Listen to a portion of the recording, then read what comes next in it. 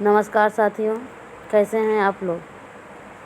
आज हम पढ़ने वाले हैं सीटेट बोथ पेपर के लिए क्वेश्चन आंसर्स।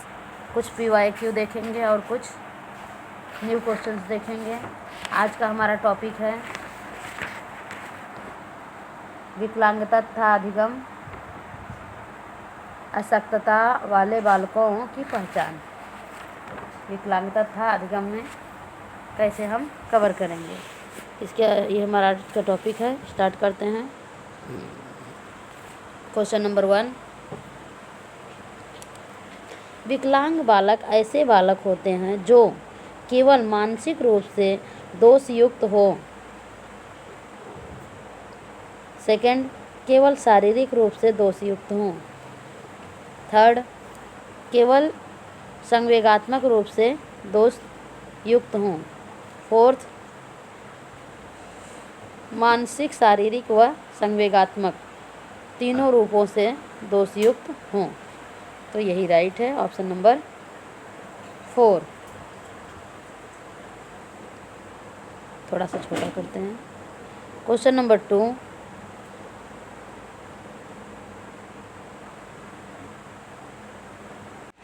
क्वेश्चन नंबर 2, ऐसे बालक जिनमें ऐसा शारीरिक दोष होता है जो किसी भी रूप में उसे साधारण क्रियाओं में भाग लेने से रोकता है या सीमित रखता है। विकलांग बालकों के संदर्भ में यह कथन किस मनोवैज्ञानिक का है। Number 1 DG force, number 2 Adler, 3 Crow and Crow, 4 Kimball Young. तो कौन सा राइट है। Question number 2 option number 3 right है। अगला क्वेश्चन,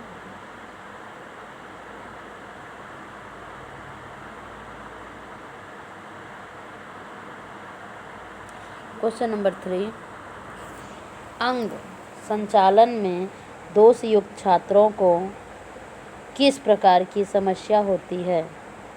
नंबर 1 बैठने की समस्या, नंबर 2 सोने की समस्या, नंबर 3 लिखने की समस्या, नंबर 4 किसी भी प्रकार की समस्या नहीं।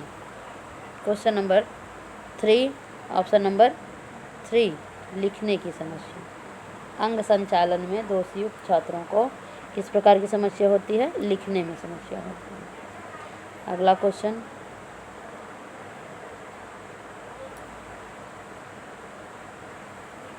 राष्ट्रीय दृष्टि बाधितार्थ संस्थान न्यू स्थित है शिमला में, कोलकाता में, देहरादून में या दिल्ली में। कहाँ पे स्थित है। तो देहरादून में। कहाँ पे। देहरादून में। क्वेश्चन नंबर 5,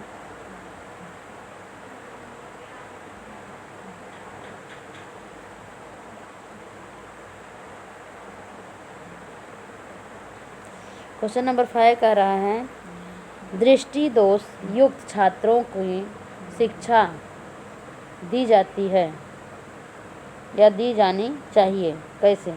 नंबर 1 उनके लिए शिक्षा की व्यवस्था अलग से हो। नंबर 2 वे पढ़ने के योग्य नहीं हैं, इसलिए उनके लिए किसी भी प्रकार की शिक्षा की व्यवस्था नहीं हो।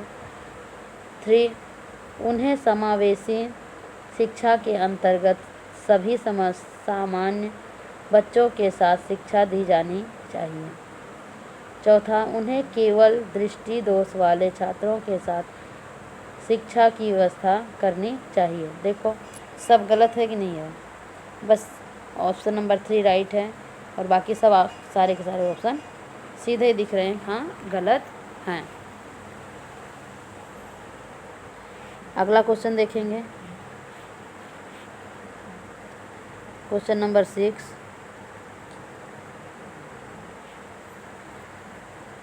कक्षा 5 के न्यून दृष्टि वाले बच्चे को नंबर 1 निम्न स्तर के कार्य के लिए माप करना चाहिए। सेकंड, उसके दैनिक कार्य में उसके माता पिता तथा मित्रों को सहायता करनी चाहिए। 3 कक्षा में सामान्य रूप से बर्ताव करना चाहिए एवं RDO CD के जरिए सहायता प्रदान करनी चाहिए। फोर्थ, कक्षा में विशेष बर्ताव करना चाहिए। Question number 6 option number 3 right है। कक्षा में सामान्य रूप से बर्ताव करना चाहिए एवं RDO/CD के जरिए उसे सहायता करनी चाहिए। अगला क्वेश्चन नंबर 7, निम्न में से कौन सा कारण श्रवण दोष का कारण है? नंबर 1, कान की बनावट में दोष। नंबर 2, कानों का अक्सर बहते रहना। नंबर 3, कानों में दर्द की शिकायत। नंबर 4, उपरोक्त सभी सही हैं। निम्न में से कौन सा कारण श्रवण दोष का कारण है? तो सभी हो सकते हैं। Question number 7 option number 4 right है। क्वेश्चन नंबर 8,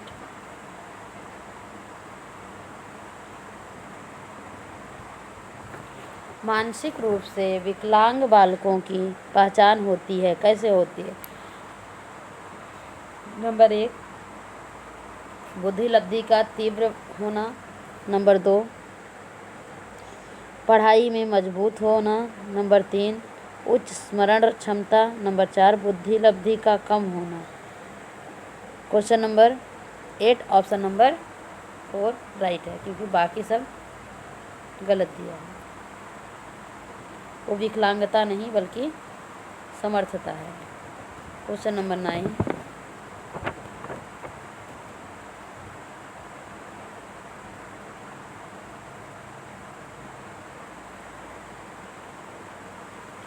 प्रिया एक मानसिक रूप से विकलांग बालिका है, उसकी क्या समस्याएं हो सकती हैं?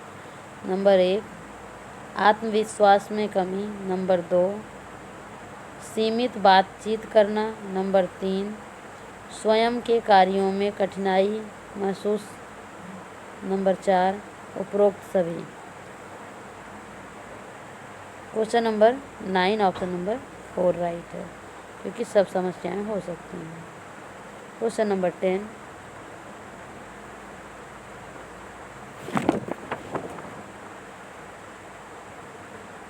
शारीरिक मानसिक रूप से विकलांग बालकों की शिक्षा की व्यवस्था के बारे में दिए गए कथनों में क्या सही है? नंबर 1, विकलांगता दूर करने में केवल अध्यापक की भूमिका हो। अब केवल शब्द आ गया, यह तो गलत ही होता है, हमेशा पता है। दूसरा, विकलांगता दूर करने में केवल माता पिता, ये भी केवल हो गया, ये भी गलत हो गया। अगला देखेंगे। तीसरा पॉइंट, विकलांगता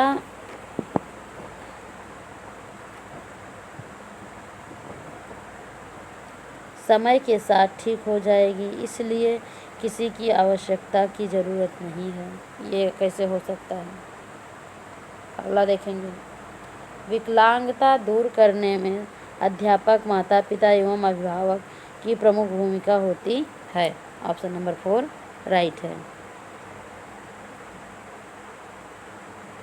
क्वेश्चन नंबर 10 का ऑप्शन नंबर 4 राइट है। क्वेश्चन नंबर 11 देखेंगे।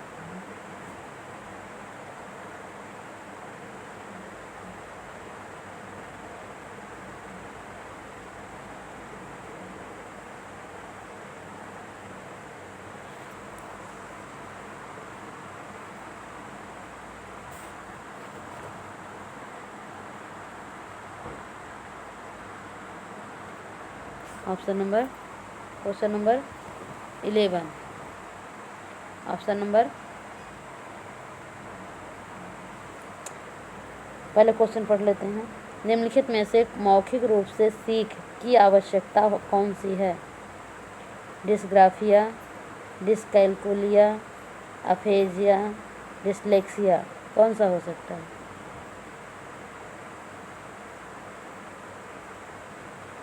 Question number 11 option number 3 aphasia. निम्नलिखित में से मौखिक रूप से सीखने की अशक्तता को क्या कहते हैं? अफेजिया कहते हैं। जैसे कुछ रीडिंग में उसको प्रॉब्लम हो रही है बोलने में हो रही है तो क्या कहेंगे? अफेजिया।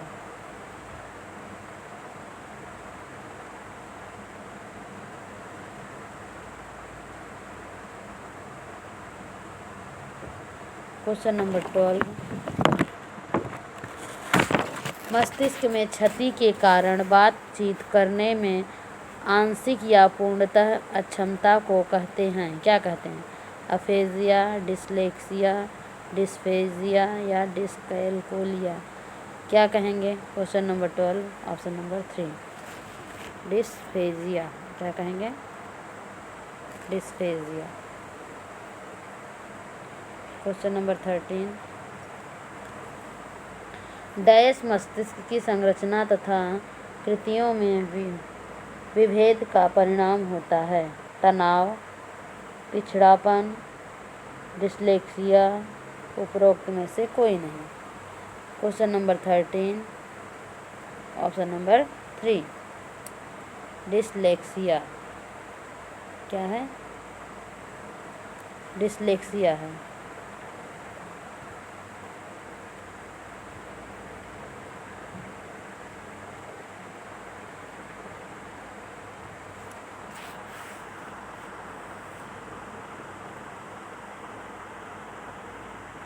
क्वेश्चन नंबर 13 का ऑप्शन नंबर 3 राइट है, डिसलेक्सिया।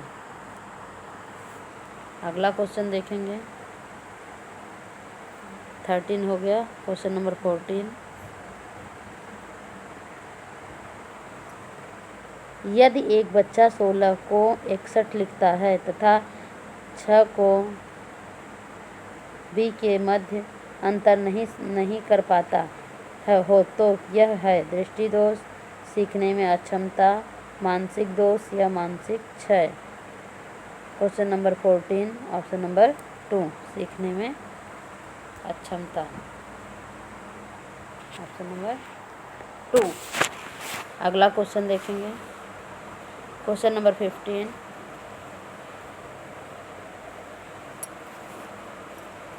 डिस्ग्राफिया मुख्य रूप से डैश की समस्या से संबंधित है? सुनने, पढ़ने, बोलने, लिखने। किससे है डिस्ग्राफिया? लिखने से है।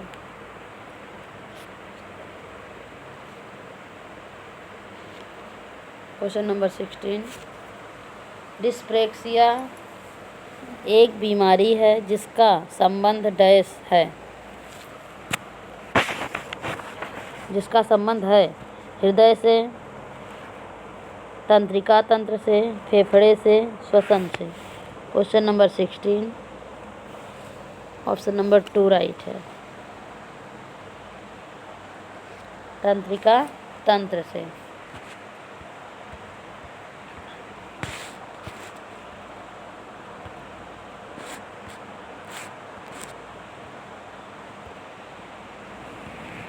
क्वेश्चन नंबर 17 देखेंगे।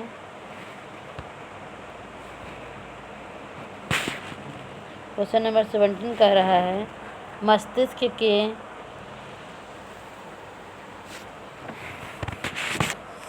सेरेब्रम में क्षति होने के कारण क्या होता है? कौन सी बीमारी होती है? नंबर 1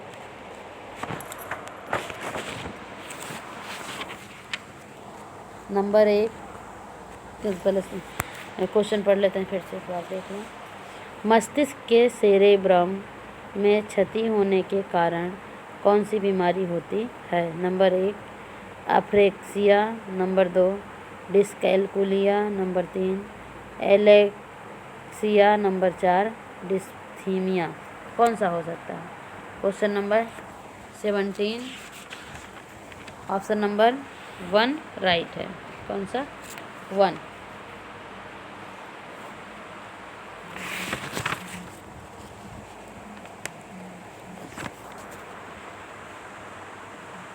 क्वेश्चन नंबर 18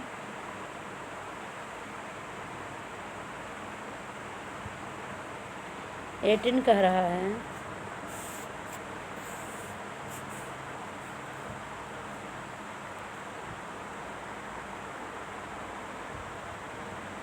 गणित को समझने की आवश्यकता है।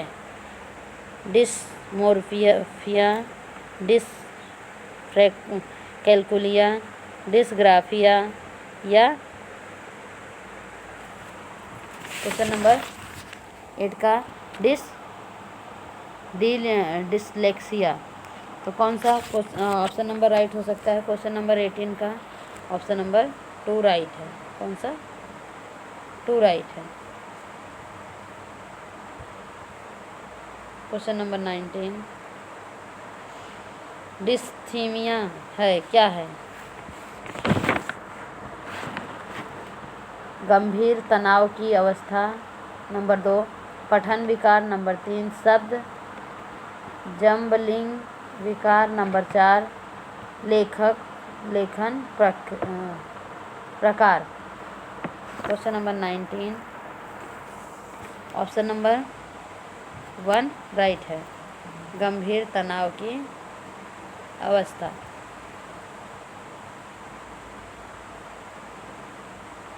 क्वेश्चन नंबर 20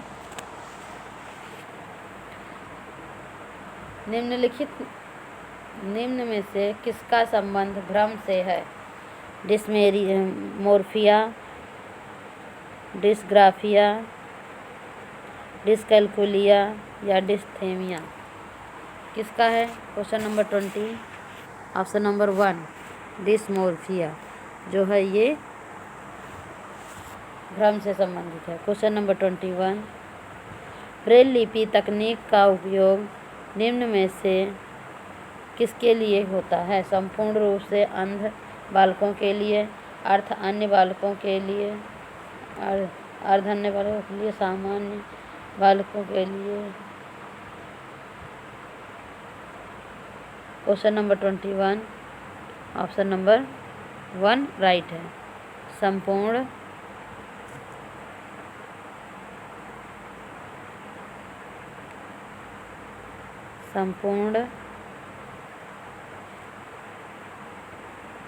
रूप से अंध बालकों के लिए।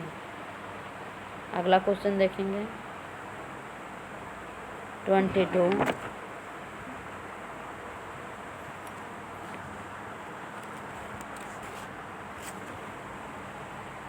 आपका कक्षा का एक छात्र मोहन बोलते समय हकलाता है और आप उसकी शिक्षा के प्रबंध हेतु क्या आवश्यक कदम उठाएंगे? नंबर 1 उसमें अध्ययन की क्षमता आदतों पर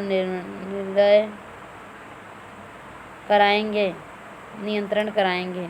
सेकंड ऑप्शन प्रधानाचार्य से उसकी शिकायत करेंगे। नंबर 3 उसको कक्षा से बाहर निकाल देंगे। नंबर 4 विशेष शब्दों के उच्चारण को उससे एक बार में ही पढ़ने को कहेंगे। क्वेश्चन नंबर 22 और ऑप्शन नंबर 1 राइट है, ऑप्शन नंबर 1। अगला क्वेश्चन देखेंगे। अभी हमारे PYQ हैं अर्थात विगत वर्षों के क्वेश्चंस। विगत वर्षों के क्वेश्चन में देखेंगे क्वेश्चन नंबर 23 क्या कह रहा है? छोटे शिक्षार्थियों में निम्नलिखित में से कौन सा लक्षण पठन कठिनाई का नहीं है? कौन सा नहीं है देखते हैं। पठन गति और प्रवाह में कठिनाई। नंबर 2 शब्दों और विचारों को समझने में कठिनाई। नंबर 3 सुगंधगत वर्तनी में कठिनाई। नंबर 4 पूर्ण एवं शब्द पहचानने में कठिनाई, वर्ण एवं शब्द पहचानने में कठिनाई। Question number 23 option number 1 right है। अगला क्वेश्चन देखेंगे 24 निःशक्त बच्चों के लिए समूहित शिक्षा की केंद्रीय प्रायोजित योजना का उद्देश्य है क्या है? मैं निःशक्त बच्चों को शिक्षा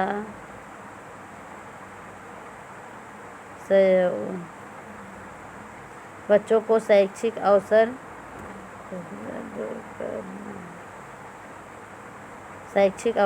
उपलब्ध कराते हैं या कराना है। Number 1, question number 24,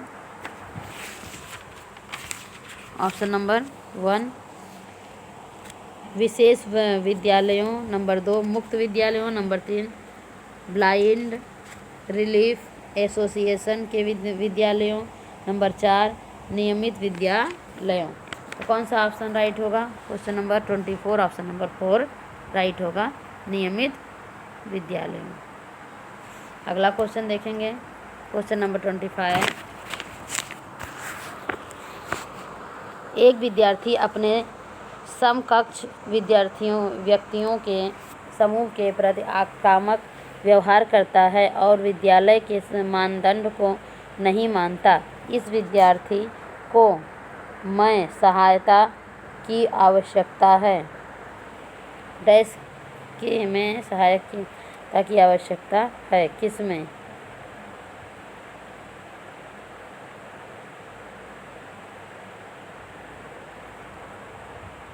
question number 25। एक विद्यार्थी अपने समकक्ष व्यक्तियों के समूह के प्रति आक्रामक व्यवहार करता है और विद्यालय में के मानदंडों को नहीं मानता। इस प्रकार के विद्यार्थियों को मानदंड मानता है। इस विद्यार्थी को डैश में सहायता की आवश्यकता है, किसमें? अगले पेज पे देखते हैं।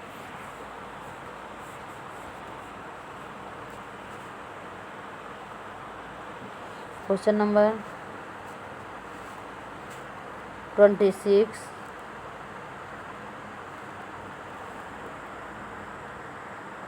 Question number 26। श्रवण ह्रास से ग्रसित बच्चे कक्षा में किस सबसे मुख्य नैराश्य कुंठा का सामना करते हैं? नंबर 1 दूसरों के साथ संप्रेषण करने बांटने में अक्षमता। नंबर 2 दूसरे विद्यार्थियों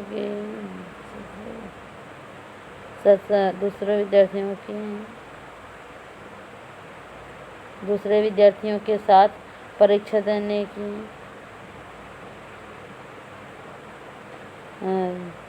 दूसरों के साथ संप्रेषण करने तथा सूचनाओं को बांटने में अक्षमता। नंबर 2 दूसरे विद्यार्थियों के साथ परीक्षा देने में अक्षमता। नंबर 3 प्रस्तावित पाठ्यपुस्तक को पढ़ाने की क्षमता। नंबर 4 खेल कूद में भागीदारिता निभाने में अक्षमता। Question number 27। Question number 26 option number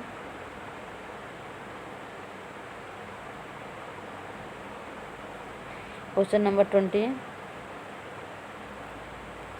का ऑप्शन नंबर 1 राइट है। Question number 26 option number 1।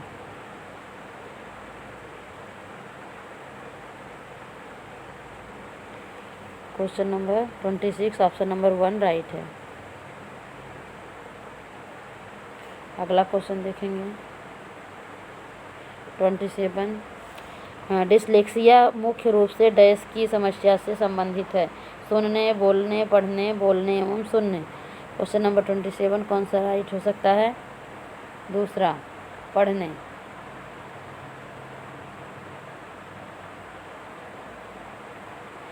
Question number 27 option number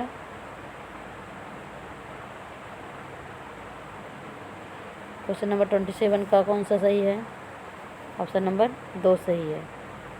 पढ़ने में डिसलेक्सिया जो है पढ़ने में दिक्कत करती है। क्वेश्चन नंबर 28 निम्नलिखित में से डैश के अतिरिक्त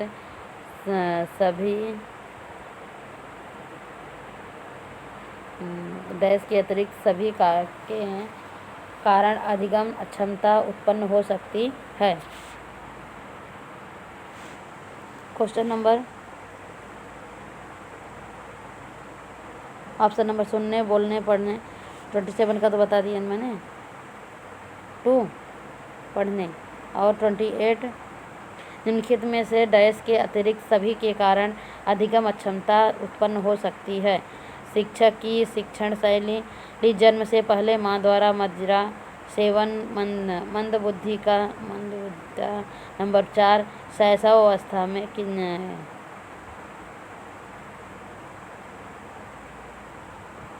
क्वेश्चन नंबर 28 ऑप्शन नंबर 1 शिक्षक की शिक्षण शैली। नंबर 2 जन्म से पहले माँ द्वारा मदिरा सेवन। नंबर 3 मंदबुद्धिता। नंबर 4 शैशव काल के समय दिमागी बुखार। 28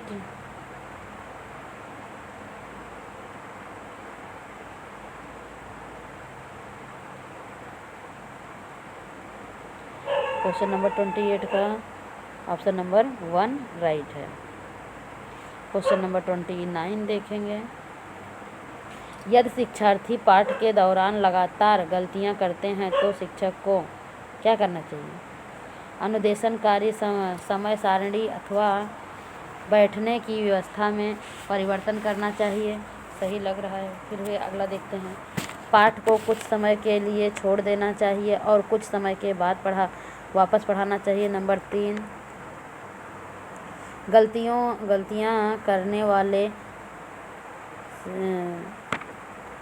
करने वाले शिक्षार्थी की पहचान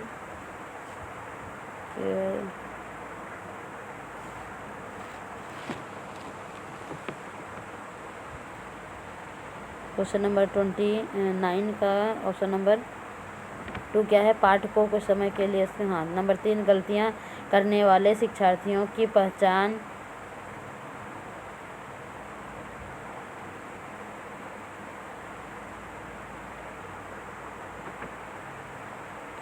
क्वेश्चन नंबर 29 ऑप्शन नंबर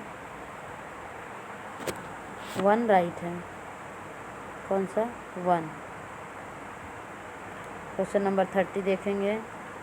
निम्नलिखित में से किस पद्धति का उपयोग करते हुए हकलाने की समस्या से निपटा जा सकता है? नंबर 1 परिणामकारी वाकई। Number 2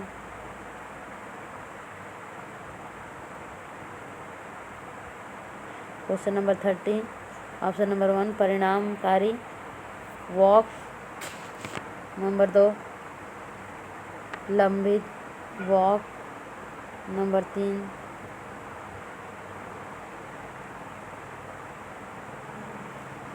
question number 30 option number 2 लंबित वॉक। नंबर 3 अनुश्रुत वॉक। नंबर 4 पद्धति वॉक। Question number 30 option number 4 right है। कौन सा? 4। अगला क्वेश्चन देखेंगे। क्वेश्चन नंबर 31 सीखने में आसक्त स्टूडेंट बच्चों के संदर्भों में सत्काम संबद्धता प्रदान करना, सहयोग पर बल देना तथा गैर अभिगमता अक्षमतात्मक तकनीकी जैसी तत्काल स्वात्मकता बुद्धिपूर्वक गवेषणा तथा सामग्री प्रबंधन को उत्तोलन निम्नलिखित में से किस प्रारूप से है? नंबर 1 प्रारूप से संबद्ध है। क्वेश्चन नंबर 31 ऑप्शन नंबर 1 क्या है? उपचारात्मक प्रत्युत्तर। नंबर 2 अधिगम का सार्वभौमिक प्रारूप। नंबर 3 संग्रहस्थित अधिगम। नंबर 4 हस्तक्षेपी अधिगम। तो question number 31 option number 3 right है। कौन सा? 3 संग्रंथित अधिगम। अगला क्वेश्चन देखेंगे। क्वेश्चन नंबर 31 हो गया। क्वेश्चन नंबर 32, विद्यालय छोड़ने वाले विद्यार्थियों के नियंत्रण की दृष्टि से सरकारी संगठनों द्वारा स्थान के स्तर पर विभिन्न उपाय किए गए हैं। निम्नलिखित में से कौन सा कारण संस्थानिक स्तर से जुड़ा है जिसके कारण बच्चे विद्यालय छोड़ देते हैं? नंबर 1, बच्चों से भलीभांति व्यवहार करने की आवश्यकता के प्रति अध्यापक के कारकों का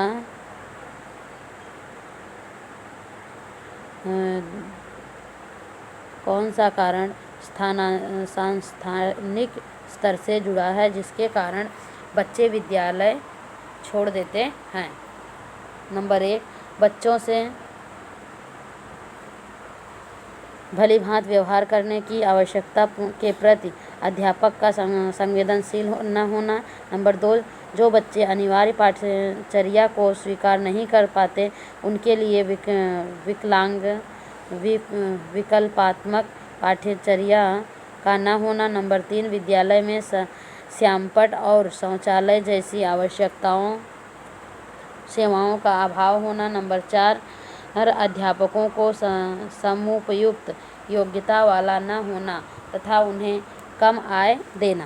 question number 33, option number 2 right है। 2 क्वेश्चन नंबर 32 का 2 राइट है। क्वेश्चन नंबर 33 का अधिगम अक्षमताएं।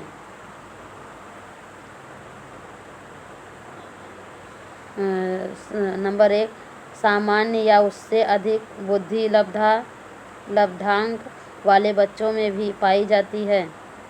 नंबर 2, समय व हस्तक्षेप के कारण स्वरूप की उपेक्षा करते हुए भी अपरिवर्तनशील नहीं होती। नंबर 3, वस्तुपरक तथ्य है तथा संस्कृत की इसमें कोई भूमिका नहीं है। नंबर 4, पठन अक्षमता से पर्याप्त हैं।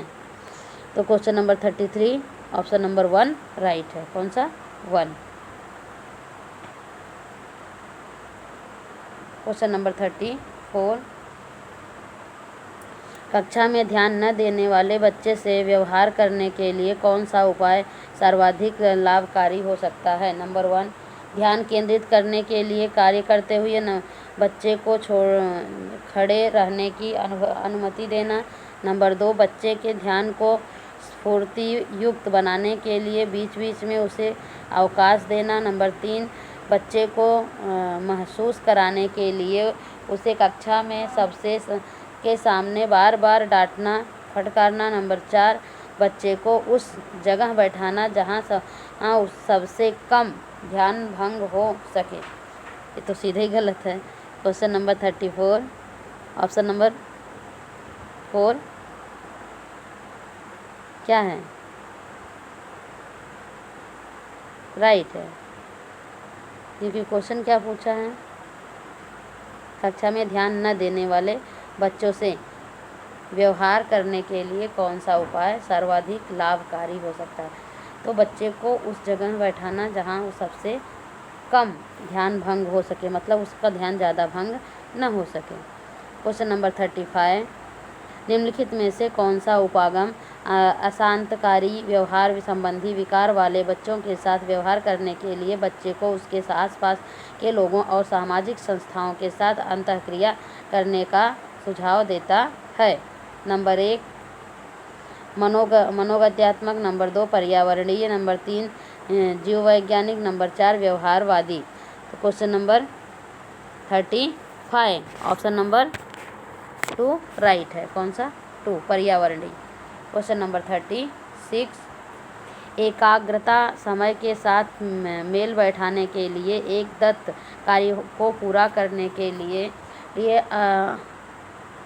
आवंटित समय को घटाना और चरणबद्ध तरीके से इस एकाग्रता समय को बढ़ाना निम्नलिखित में से किस प्रकार के विकार से निपटने के लिए सर्वाधिक उपयोगी है? नंबर 1, अशांतकारी व्यवहार संबंधी विकार। नंबर 2, डिस्प्रेसिया। नंबर 3, संवेदी एकीकरण विकार। नंबर 4, एकाग्रता ह्रास, अति क्रियाशील विकार। Question number 36 option number 4 right है। क्वेश्चन नंबर 37 अधिगम निर्योग्यता वाले बच्चे की प्रगति का निरीक्षण करने के लिए निम्नलिखित में से कौन सी पद्धति सबसे उपयुक्त है? नंबर 1 व्यक्ति केस अध्ययन, नंबर 2 घटना वृत्त अभिलेखन वास्तविक रिकॉर्ड, नंबर 3 व्यवहार हर रेटिंग स्केल, नंबर 4 संरचित व्यवहार अवलोकन। 37 question number 37 option number 4 right है। क्वेश्चन नंबर 38 अधिगम निर्योग्यता वाले शिक्षार्थियों द्वारा एक पूर्ण और उत्पादक जीवन जीने के अवसरों को बढ़ाने के का सबसे सही तरीका है क्या है? नंबर 1 इस तरह के शिक्षार्थियों की कमजोरियों पर ध्यान केंद्रित करना, नंबर 2 इस तरह के शिक्षार्थियों से उच्च अपेक्षाओं को बनाए रखना, नंबर 3 विविध कैसलोक और युक्तियों का शिक्षण करना जिसे सभी संदर्भों में लागू किया जा सकता है। क्वेश्चन नंबर ऑप्शन नंबर 4 इन बच्चों को अपने लक्ष्यों का निर्धारण करने के लिए प्रोत्साहित करना चाहिए। कौन सा राइट होगा? क्वेश्चन नंबर 38 का ऑप्शन नंबर 3 राइट है। कौन सा? 3। क्वेश्चन नंबर 39 इनमें से कौन सी अधिगम अशक्तता वाले बच्चे की विशेषता है? डैश। नंबर 1 50 से नीचे की बुद्धि लब्धि,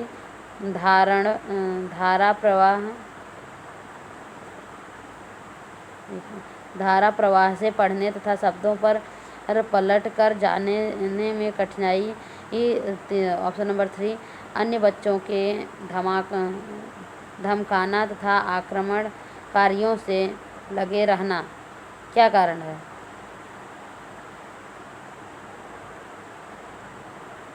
question number 39 option number 2 right है। कौन सा? 2। क्वेश्चन नंबर 40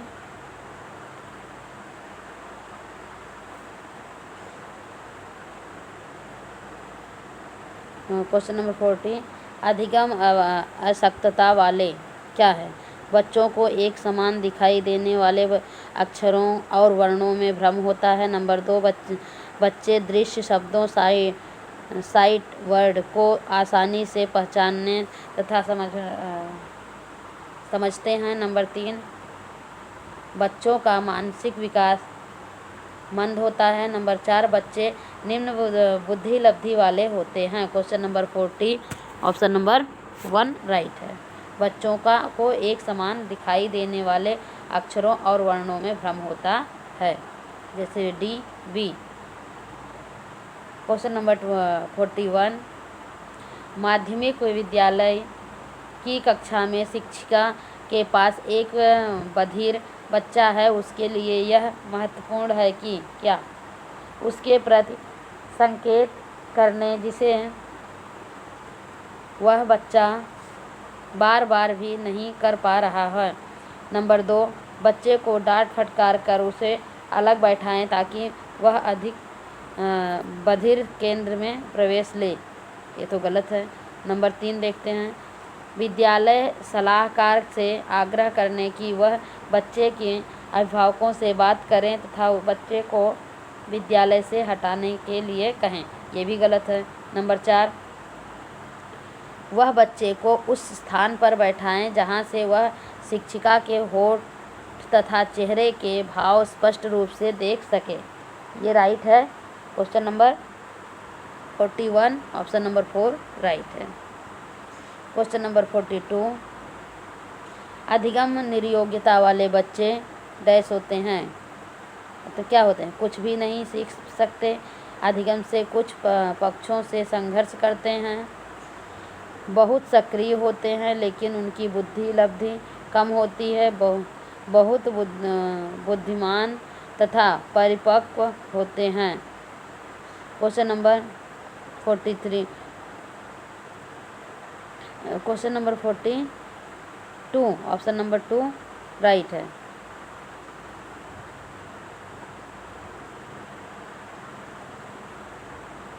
फोर्टी टू का 2 राइट है।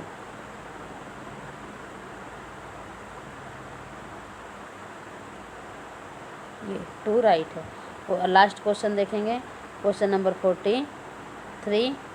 कोई शिक्षिका अपनी कक्षा में फर्नीचर की तिथि धार वाले किनारों को रुई से ढका रखने को कहती है और छुओ तथा अनुभव करो वाले सूचना पटलों को उपयोग करने को कहती है। वह किस वर्ग के विशेष शिक्षार्थियों की आवश्यकता पूर्ति करने का प्रयास कर रही है? नंबर 1 श्रवण विकलांगता शिक्षार्थी, नंबर 2 दृष्टि विकलांगता शिक्षार्थी, नंबर 3 सीख न सकने वाले शिक्षार्थी, नंबर 4 सामाजिक रूप से वंचित